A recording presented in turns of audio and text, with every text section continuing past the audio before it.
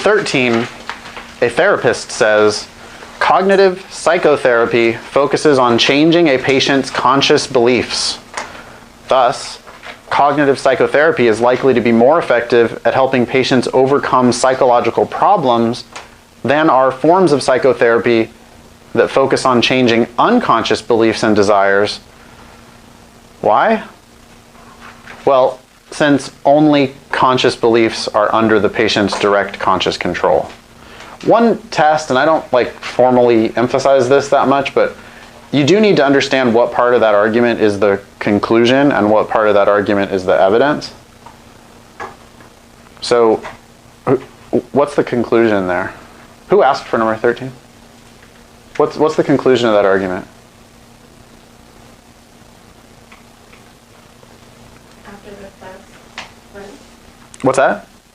Yeah, it is the after the thus, yeah. And it's not just thus that tells you that. There's another word that signals, that helps you figure out where the conclusion is. There's another signaling word in that argument. What is it? Since, yeah. Since means because. Since almost always means the thing I just said before was my conclusion, and here comes some explanatory evidence.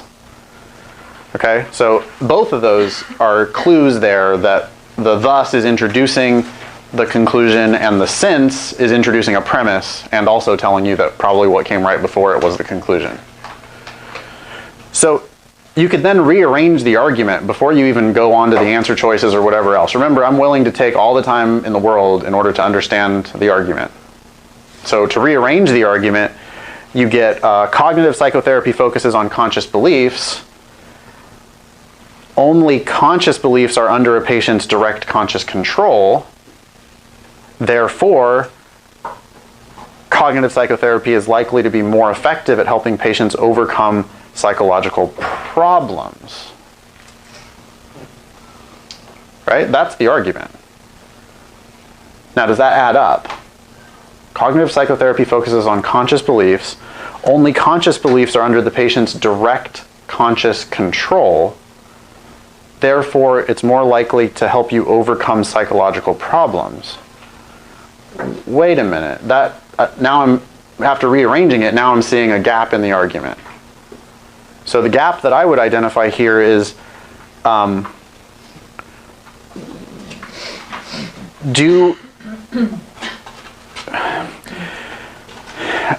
psychological problems mostly because of, what does direct conscious control have to do with anything, basically, is my hole in the argument. Okay, I think the gap is between direct conscious control and therefore likely to help fix problems.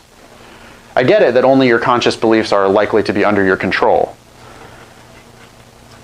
But do you have to have control in order to be able to fix problems? That's my question. That's my objection. I wish, in order to complete this argument, I would like a premise that said we can only fix problems that are within our direct conscious control. They seem to have assumed that. All right, now what type of a question is this? Which one of the following, if true, would most strengthen the therapist's argument? It's a strengthen question. Strengthen questions have a wide range of possible answers.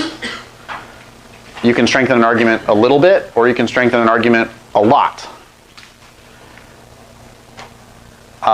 If I'm trying to help the argument as much as possible, I guess here I would prefer, I'll take as strongly stated of an answer as I can possibly get.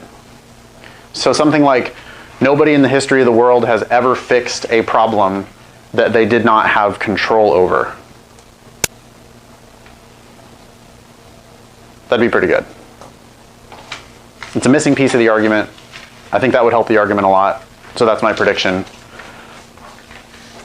A, psychological problems are frequently caused by unconscious beliefs that could be changed with the aid of psychotherapy. That might weaken the argument.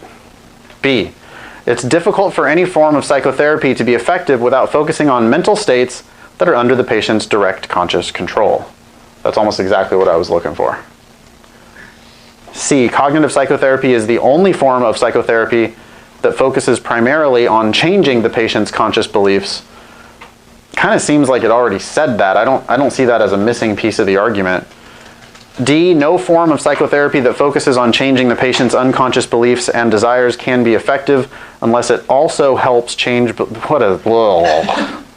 that's one of those just like so many words and I don't even know what it's talking about. E, all of the patient's conscious beliefs are under the patient's conscious control, but other psychological states cannot be controlled effectively without the aid of psychotherapy. What? That, I don't even, whatever. I don't know. So my answer there is B, because, you know, I notice there again, like I just don't need to take that much time analyzing the answer choices because I figured out the argument. I had to rearrange the argument there, had to think about whether it made sense or not, decided that it had something missing, and then once I know what's missing, then I can go in and find that strengthener, and it's exactly what I was looking for.